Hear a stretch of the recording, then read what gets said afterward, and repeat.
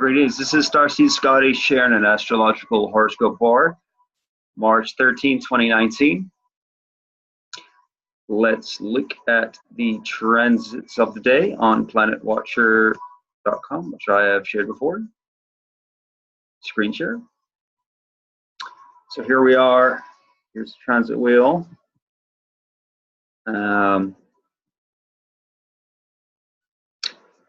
Today the sun is at 23 degrees Pisces, conjunct my north node. It's exactly square Jupiter in Sagittarius, which is a powerful aspect because Pisces and Sagittarius are co-rulers of Neptune. So there's a real affinity here. And let me get the annotations here. So, yeah, it's really dynamic energy. So there's Jupiter at 23, Pisces at 23, and this could speak to many things. It could be Jupiter wants us to expand, to see our opportunities, to explore life, to see horizons, because the glyph of the arrow, Sagittarius, is, I said some other day, you can go as far as you point your arrow. And I just said that intuitively. And it kind of, when I thought about it after, it really made a lot of sense, because if we don't have an aim, how can we, or vice versa, we can go as far as we aim. But if we don't aim, then we're going to be stuck. And, you know, I've spent years feeling really going in circles like Groundhog Day. And that's part of this matrix, you know, the Capricornian control system is all about keeping everything the same. If everything's the same, then it can be managed. And law and government and rules and it's stable and it's safe, which would be Cancer polarity point. But if we're safe all the time, do we grow? That's the question. And that's part of this question of the square to Sagittarius and Neptune, because we can aim with our ideas, because Sagittarius is the mental axis of Gemini, which is actually, incidentally, at 20 degrees, the moon. So the moon is really amplifying this energy because it's opposing Jupiter and Sagittarius. And incidentally, also, the moon is on this fixed star called Bellatrix, which I'll show you quickly, which is kind of cool. The fixed stars are related to sidereal astrology, which is the constellations that are in the sky, because tropical astrology is I believe it's called heliocentric. So this wheel, what we're looking at right now, is the Earth's viewpoint of the planets. But I'm not too sure about everything of sidereal, but from what I've heard is that it's how the constellations are in the sky. So, and all of the planets are in different degrees actually in sidereal, but that's a whole other story. I can't even talk about it because I'm unaware. But what I can show you right now is that Bellatrix is located at 20 degrees of Gemini, and Elnath, and Bellatrix is in Orion, and anybody who is into starseed astrology knows that Bellatrix is part of the Orion Empire, which, you know, has a story of the Orion Wars, and that was an epic. Actually, they say that Star Wars was based on the Orion Wars, all the Star Wars saga. So that's really interesting, and that's really adding a big flavor, because what I found with astrology is that it ties in the past and the future to the present. Because in our linear perspective, In 3D reality, we think that the past is done and the future is yet to happen, and we are in this awareness of what we consider now. But with astrology, we start to realize that time is not linear, but is actually cyclical, or it's multidimensional. Uranus right here, just entering Taurus, is really, really opening the door to this new awareness, because in Aries, it's really, for the last 8 years in Aries, it was rebuilding our new ego, a quantum ego, you could say. But in Taurus, it's different, because Aries is the shoot coming out of the surface of the ground. It's spring, and we're approaching the equinox actually next week of the new year, or in astrological terms. But when Taurus comes, it's almost like the seed is sprouting, or the spread, or you could say probably a better analogy would be the leaves are coming out of the seed, and because Aries is the seed that comes that sparks, and that's where everything, the potential starts. But the question is that sprout, how far has it gone when it's when it's just emerged? Taurus, I feel, is where it's starting to grow, because Taurus is about manifestation, and we'll get back to that a little bit later. But this is a really, really interesting aspect of this. Actually, this would be considered a T-square. Yeah. So you see there on the top, there's Jupiter 23. In the middle, there's Pisces, the Sun in Pisces, and actually conjunct Mercury. Wow, that's adding even more. Sun conjunct Mercury and Mercury's retrograde. Whoa, that's powerful. And I'm not too sure what star that's on. We can actually maybe have a look.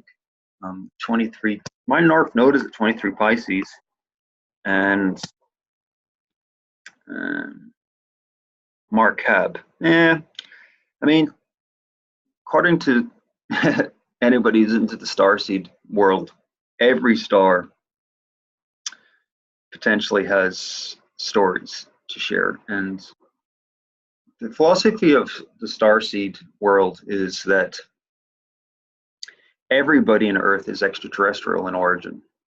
I've been studying this for 10 years, listening to thousands of podcasts from researchers and people from all over the world, doing their own, looking at history, looking at different perspectives and theories, and also using psychedelics and having their own psychic connections. Because when we activate our dormant DNA, in 3D, there's 2 strands, the double helix. But according to many of the researchers, we have 12 strands as our fully emerged human, activated human, which would be where the extraterrestrial component.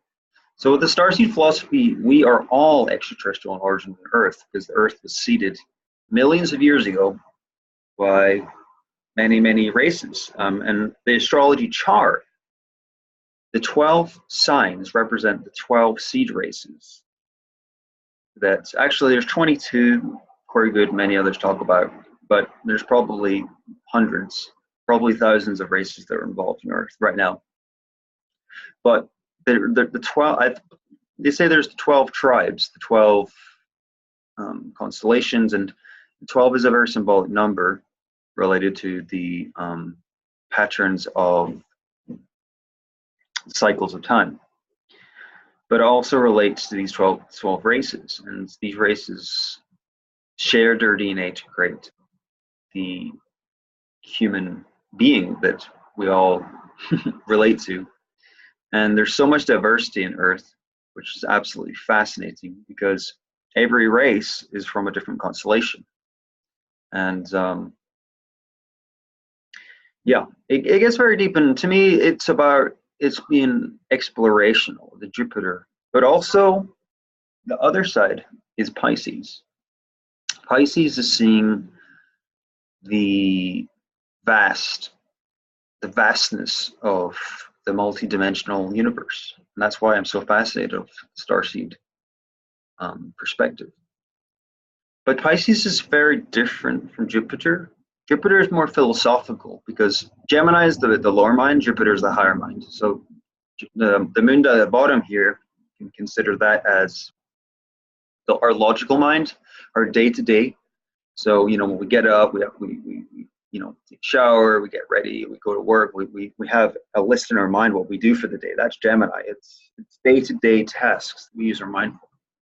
Whereas Jupiter is just like aiming for something bigger. It's philosophy. It's asking, what is the meaning of life? Why are we here? Where are we going? And where do we come from? The three most important questions that I like to ask. Whereas Pisces, though, is different. Pisces knows that everything is interconnected. And it doesn't really need to know an answer. It needs to feel an answer, because Pisces is mutable water. Jupiter is mutable fire. Fire is passion of our soul that has this burning desire to grow and evolve, which is really, really important because we've been devolving as a race because of very, very epic story. It's like a science fiction movie. We'll go into another time. But Pisces, and when Neptune is fascinating because it's the last sign in the zodiac, so it's almost like the completion. And so there's a very important clue there that there's something in the emotional body, the feelings, that has a power and depth that answers the questions of our soul. And with Mercury retrograde here, there's a lot of confusion. There's a lot of mystery. Mercury is in detriment in Pisces. Mercury is ruled by Gemini, where the moon is now. So that square with the sun in Pisces and the moon in Gemini, Bellatrix, is unraveling an epic story of how the mind, the moon in Gemini is thinking with our feelings. But Mercury and Pisces squaring this. It's how sometimes our feelings, and I've had this today actually, I was feeling quite emotional, and I had this awareness of how my emotions had took me into a place that I couldn't even control with my mind, because the mind in a way is all about control, because logic is one sequential, one thing after another. But emotions are non-linear. Emotions are irrational. But does that mean that they're not valuable? Does that mean that they are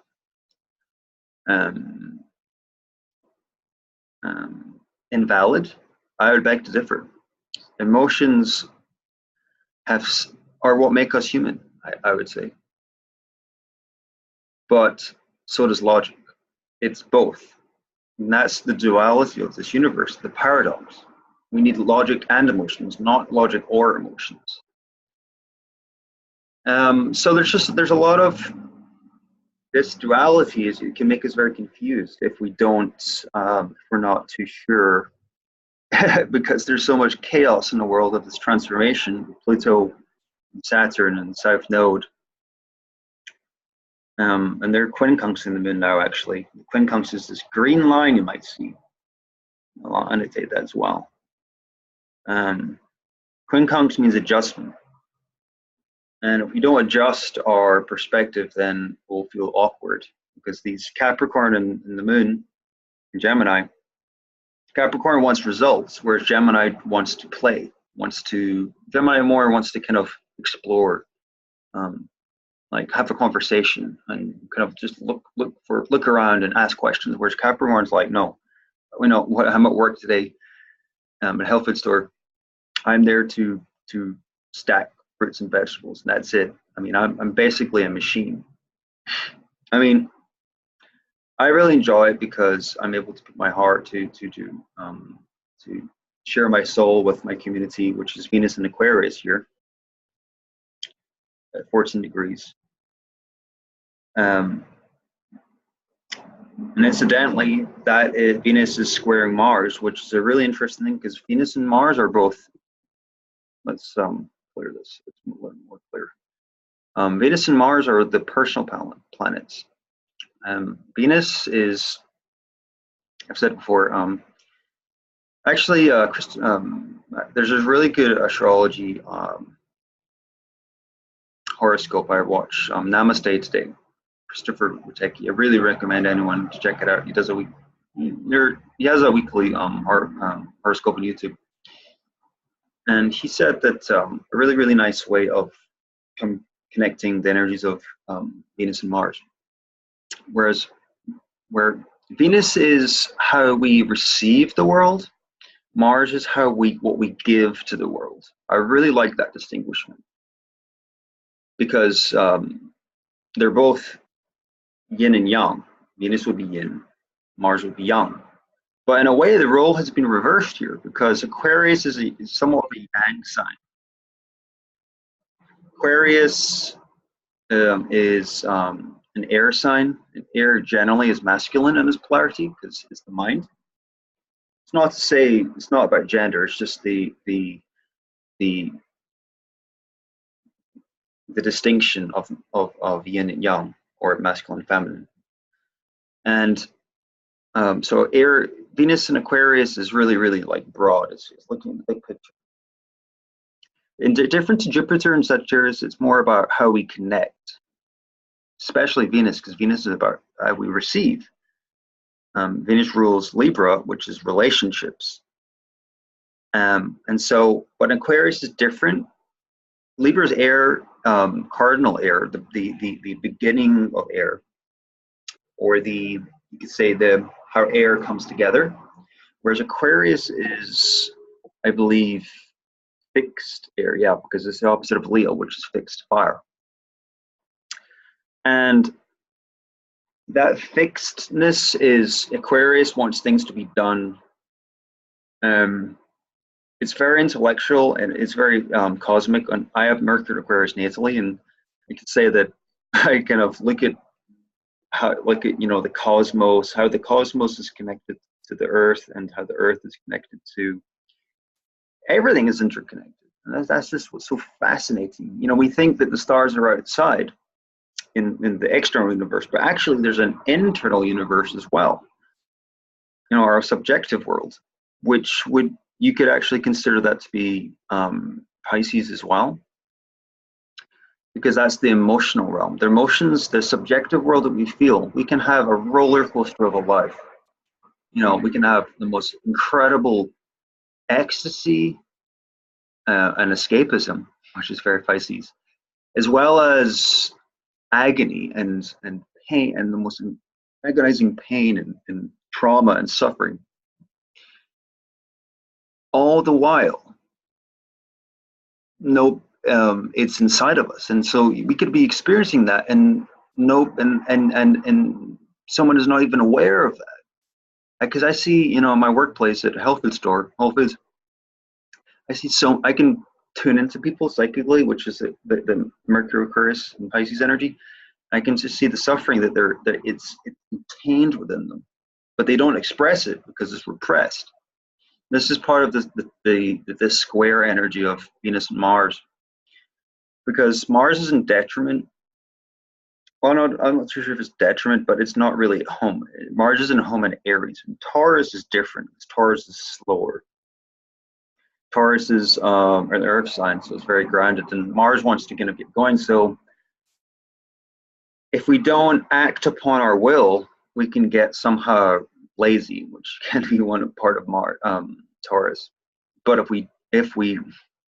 so this square is, yeah, I mean, Venus, well, not really sextiling, but Venus will be sextiling Jupiter. So there is a guidance of, if we ask about our relationships, of being guided by spiritual power, or I'd like to say my higher self, or even friends, because Aquarius rules groups. We find our tribe, or find what we're interested in, our passions, then we can perhaps have an easier ability to manifest with Mars. That's kind of that square energy for sure.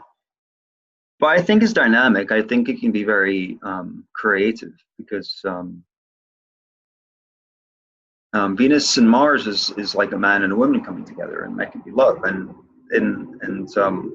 even though they're very different energies, the air of Aquarius can inspire the grandness of Taurus. So you can picture Taurus as like a bull, or it's like someone who's maybe lived in the same place for their whole life. Whereas Venus Aquarius is like someone who's traveled the whole world. That would be more Jupiter, but someone who has studied for decades, many different subjects, and is fascinated of mystery of the world. So that person can inspire the Taurus person by their intellectual understanding, and vice versa.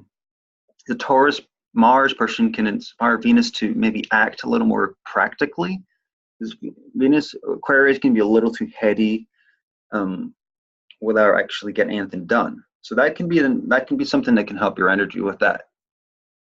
So moving on. So just to summarize the square here of Jupiter in Sagittarius with the Sun, Mercury in Pisces. It's really a question of what truth is, Jupiter, and what is more true, to know the answer or to feel the answer. That's the simplest way I can put it. And for me, I like to know a lot of stuff, but ultimately it's the experience that's most important. And when I feel connected to a spiritual source, which would be going in nature, which would also be the Mars and Taurus, I can feel a spiritual connection, because actually, incidentally, Mars is gonna be, not exactly, it's just starting to sextile. So sextile is that blue circle there. Mars will be actually Mars is sextiling Neptune right now, that's earth and water. Earth and water nourish. Plants grow by being watered.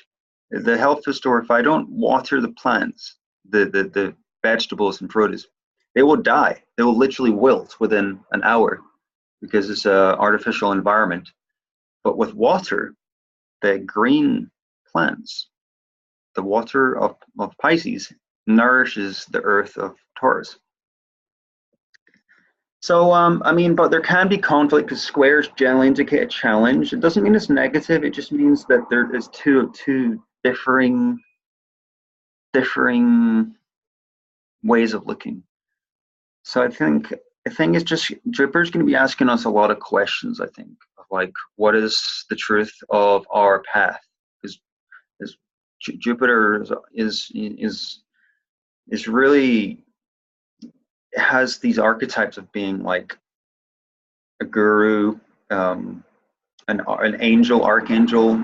If we kind of look at that kind of the archetype of the angelic realm, and I'm not too aware of that, but I definitely feel there's spiritual support, because what's going on in this world is pretty epic. It's like what we're told in the media is actually a joke, most of it. And I'm not saying that to be rude. I'm just saying that it's not the full story. And we've had a 2,000 years cycle of this age of Pisces, and there's been so much deception, because the two sides of Pisces, the Leo King was a really cool astrologer on YouTube, you can find,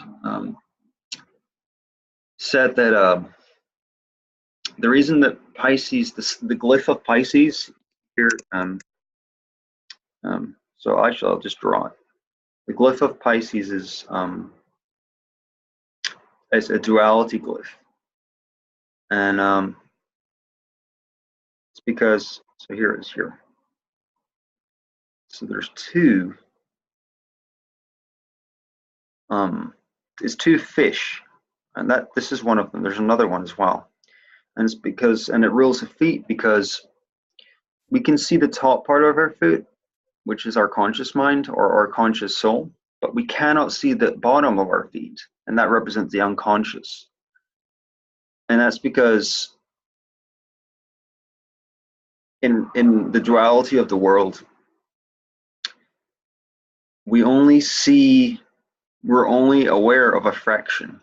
Another analogy would be an iceberg. We only see the tip of the iceberg when most of it is unaware. And when we just accept that we actually can't know everything, and that's probably a good thing, because we'd go insane if we knew the horrors that go on in the world.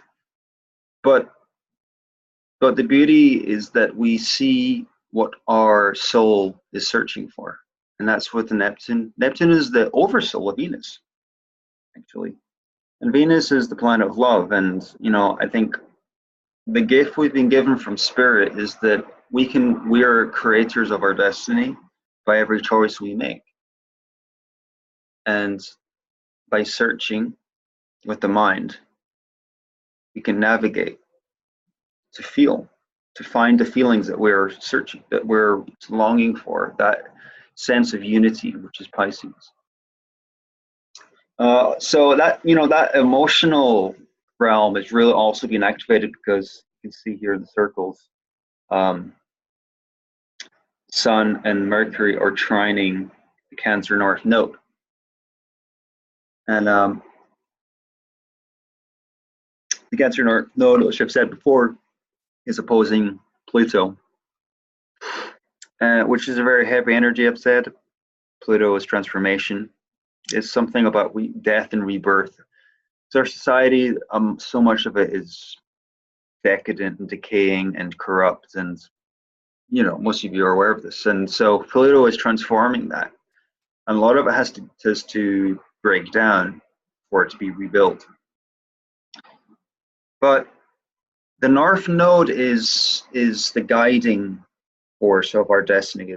The South Node is the past, where Pluto is, and the past has been, just eons of histories of controlling patriarchs, monarchies, money, conspiracy. If any of you've seen the conspiracy world, it goes on and on and on, how the dark side of Pluto and Saturn have pretty much dominated this world, and many others. But the North Node is, talking about how our future doesn't have to be that, because Cancer is a watery sign, and Cancer is so sensitive that it doesn't, even though there's been so many horrible things happened. A beautiful thing I see in many people is that they search for experiences, because it's our nature. It's our nature as experiential beings. And Cancer, another archetype of Cancer is family, and when we can find our family with the trine to Neptune, actually to the Sun and Mercury, by searching through the spiritual realms of how we can see the interconnectedness or the unity, then it will help us in the philosophical questions with Jupiter and the Moon, that T-square. So I hope that makes sense. It's a quite intense energy now, but I like it, because the water is balancing out the fire and the air. Another thing, I don't know if I talked about Uranus and Taurus, but that's just entered Taurus, and that's really going to be asking us about manifesting a lot. And this is going to be going on for 8 years, I believe. So yeah, that's really what I wanted to talk about. Let's see. Quickly look at the asteroid transits today. Yeah, so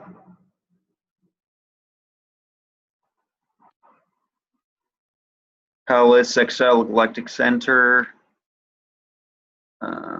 Yeah, I talked about the Sun, Ceres, The moon is squaring Vesta. So Vesta's in Pisces.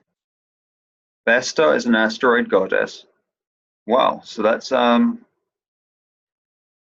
can tell you a little bit about Vesta. Vesta is an asteroid goddess. Is a Virgo energy. Asteroid Vesta. And that's really adding. So when there's an asteroid that's conjoining a planet, its energy is amplified to the natural energy of the sign that it's connected to. And the asteroid goddesses are, here's a little symbol here, nice picture that represents it. There's a theory that there was a planet that was destroyed thousands of years ago, Maldek, and another one, I don't remember the name of that, but it was in between Mars and Jupiter. And Tiamat, I believe.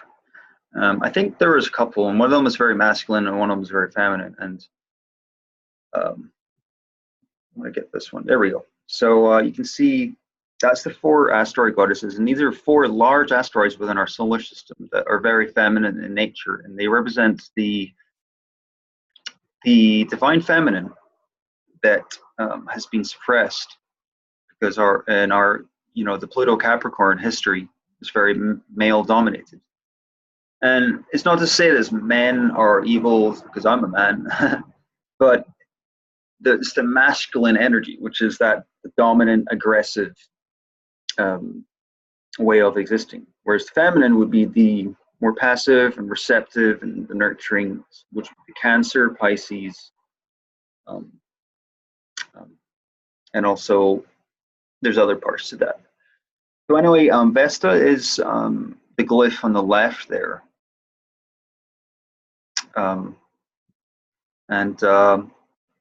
Vesta is a very Virgo energy. It's the myth of Vesta was so here's another nice picture here. So about virginity, and it's about containing our energy as a sacred as a sacred reverence. Why don't I just read like a little? There's some really good descriptions. I could summarize it in my own words, but I'd rather just give a brief interpretation.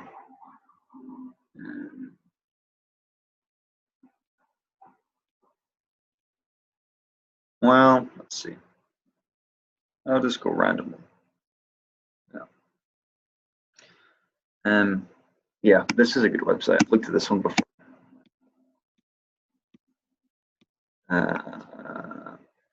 Vesta's second largest asteroid. Vesta brings the purest potential and essence into being. Vesta's organized and perfect. She has a talent for breaking things down into its components. Very Virgo. She rules the metabolism of upper intestine. That's medical astrology. She carries influence over her sisters, security, investments, insurance, inheritance. She is the epitome of home, family, ritual, chastity, sexuality, and devotion. So there's a Cancer element to that, which is a wonderful connection with the Sun trining Cancer North Node. This is a beautiful emotional energy that's coming through. Her negative aspects can include insecurity, lack of focus, promiscuity, secret societies, and family troubles. There may be a fear of sex and intimacy, as well as an invalidation of self. Denial can be a big aspect when she's negative. Yeah, that's the shadow of Pisces Cancer for sure. When we're so yin and so receptive, sometimes we can become enveloped and become, well, with Pisces it could be a martyr, like the whole Jesus story, sacrifice herself and become, I like to say, our kindness can be taken for weakness. That's a big thing. But Vesta it's an archetype. It's an energy of this feminine energy that comes through, and we can tune into it if we just read about it. And it's very, very clear when we are, because I've, devoted myself to a spiritual path, and over the years, as I've become more tuned to it, I really feel guidance from these avatars, and I get these intuitions and these, whenever I'm having problems, I'll receive.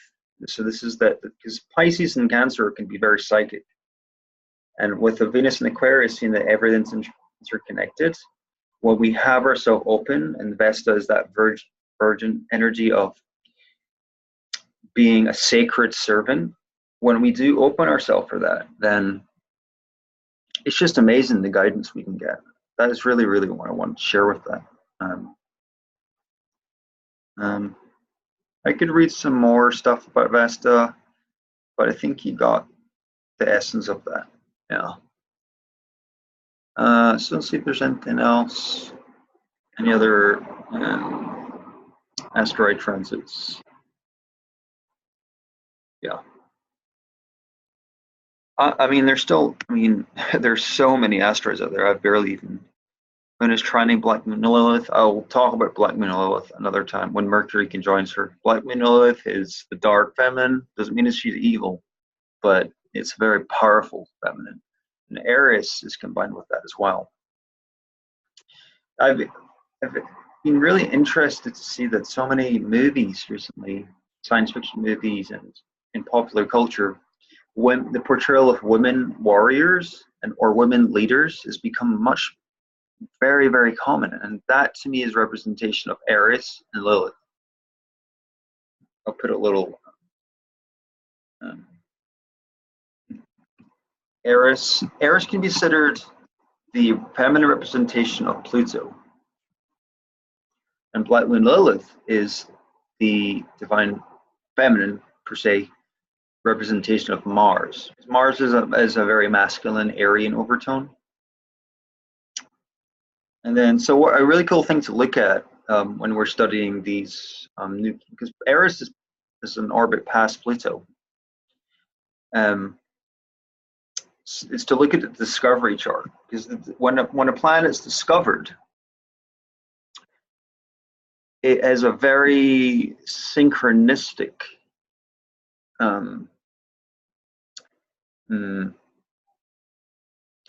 the very moment it's discovered has a story of the reason it was at that time is when our collective consciousness was ready. So, for example, Uranus and Pluto were discovered in recent times, I believe like 100 years ago or so. And, in the far back times, I don't know, I can't give numbers, but basically the astronomers thought that Saturn was the last planet because that was the only visible planet. But when they invented telescopes, they could see that Uranus, because it's not visible, does that mean it's not there? And I'm really big on the spirit world because I can feel spirits all the time. And because it's not there, does it mean it's not exist? It's a fascinating question. That would be another part of Neptune's Sun Pisces square Jupiter Sagittarius. Do we believe what we see, which would be Jupiter, or do we see what we believe, which would be Pisces? Because I see I believe what I feel. That's to me much more important than just ideas. Because if any of you know so much about dogma and religion, which is the Jupiter shadow, there's good parts to it because it gives us faith, but we can also can be very, very, very. It's been so many of the problems of this world is blind faith. People following things like just because it's told in a book and not even using their own discernment. And that's very, very, very, very important question. But back to this chart here, this is just an example of discovery chart of Eris. So Eris's moon is in Scorpio, her sun's in Capricorn. Interesting. Her Venus is conjunct Mercury. So that's power, a very strong, and conjunct Pluto. Venus, Pluto, and Mercury conjoined. The evolution of the soul combined. Oh my God. I mean, and that's actually conjoined. And what's interesting is that's conjoined Jupiter right now, because Jupiter's at 23. So I just intuitively came up with this. You know, this is because I'm guided by these spiritual influences. My son's Pisces. My North Node's been activated now as well. And it's just fascinating how spirit can guide us when we let go of, because my intuitive mind comes through. My logical mind's here, but my intuitive mind's also there. It's the two hemispheres. When we combine the two hemispheres, we can superconduct. And I've done this for 10 years and creating diets, and you can actually have superpowers. And this is the whole realm of psychic awareness, and it's real. It's absolutely real. I can't even begin to explain. It's like the superhero movies. Those are all representations of psychic powers. I mean, we might not have lightning bolts shooting out like Thor, but the lightning is a representation of the mind. Similarly, the fire, everything is metaphor. In movies, is a good example, which was ruled by Pisces. Everything is a metaphor for something else. So even like fantasy things that like Lord of the Rings, for example,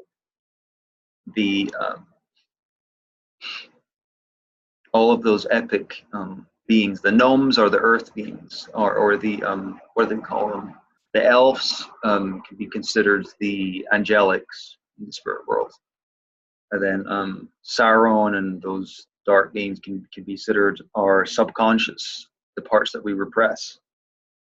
Because all is self, and as above, so below is the alchemical maxim of Hermes, who is the ruler of Mercury, who's, probably, I think, has a strong connection with astrology as well.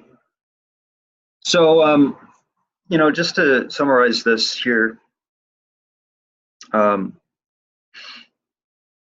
that's really interesting so the discovery chart, when you overlay it with the transits, I was intuitively guided to see that they can activate. So Aries right now is at 23 Aries, and Uranus is past that.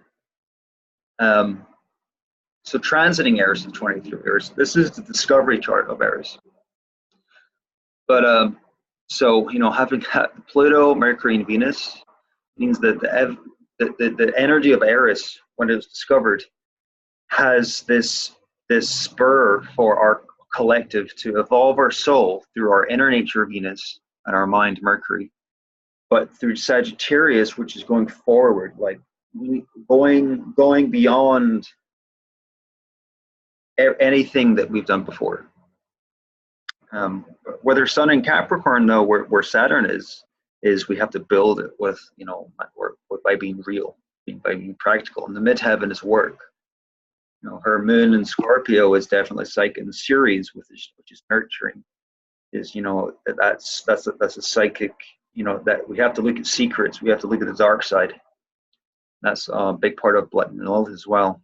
A lot of my path, my son's in the 8th house, is to see Scorpio is dark, but it doesn't mean it's evil, because there's the light side and there's the night side. That's a really cool light worker. Shout out to Morning Coffee Rion on YouTube. Has a light side and a night side. The light side is our solar connection, our warriors, our angels, our spirits. But the night side is our shadow, the moon energy. Just as equally important as us, yin and yang. There's Black Moon Lilith there, 29 Cancer with near Saturn, which is interesting. Yeah, so that's just an example. I just wanted to quickly show that there.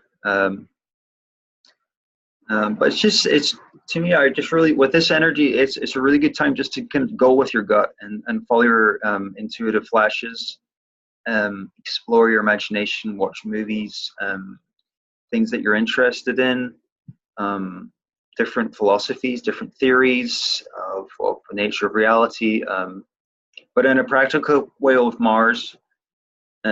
Yeah.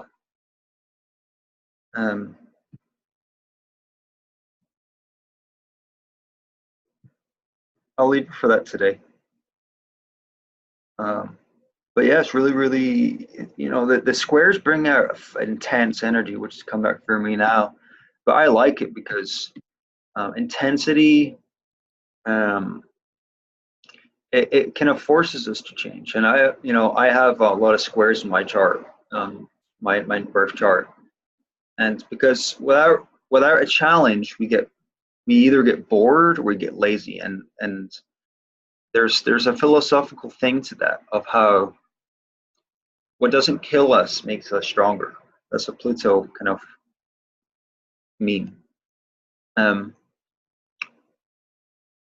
Because the whole idea of death is a different story. We everything is dying and being reborn in the multiverse. And when we're open to let go, because the letting go of the South Node and Pluto is important. If we let go of things, of old ideas, such to the new experience of Cancer, when comes there, then we can grow to new ways that are beyond our imagination. A friend, I knew some time ago, I think I said it before, but he said the biggest limitation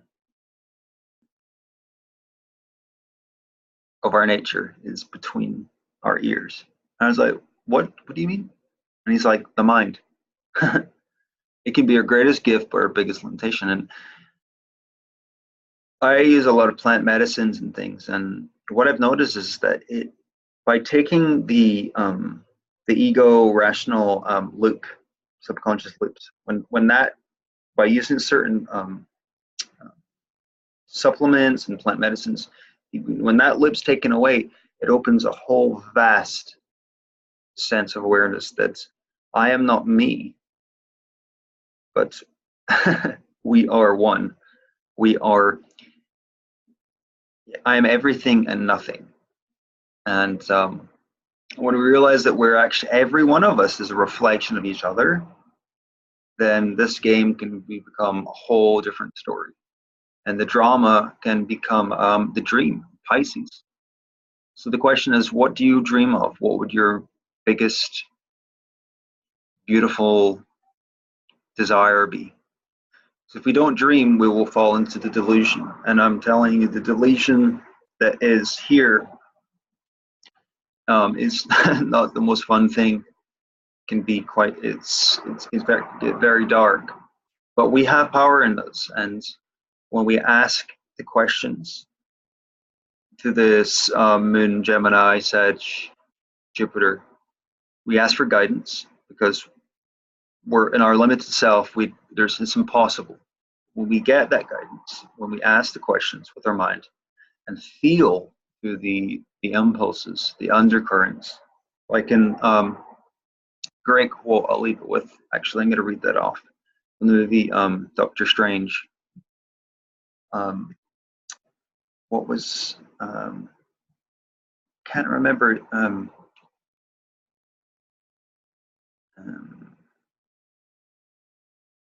Yeah, it was a really, really, really cool quote from the movie Doctor Strange. I hope I can remember it. But okay, I'm yeah, I could go search for it. But basically, there is a guru in that which could be represented to Jupiter, and she said, we must follow the path. We must yield to the course of the universe like a river and to be guided by it. Because if we resist it, then just like a wave, we'll be pummeled down. But if we flow with it, then we can be taken to new horizons beyond our imagination. I'll leave it at that. So thank you for watching, and until the next time, aloha from Hawaii.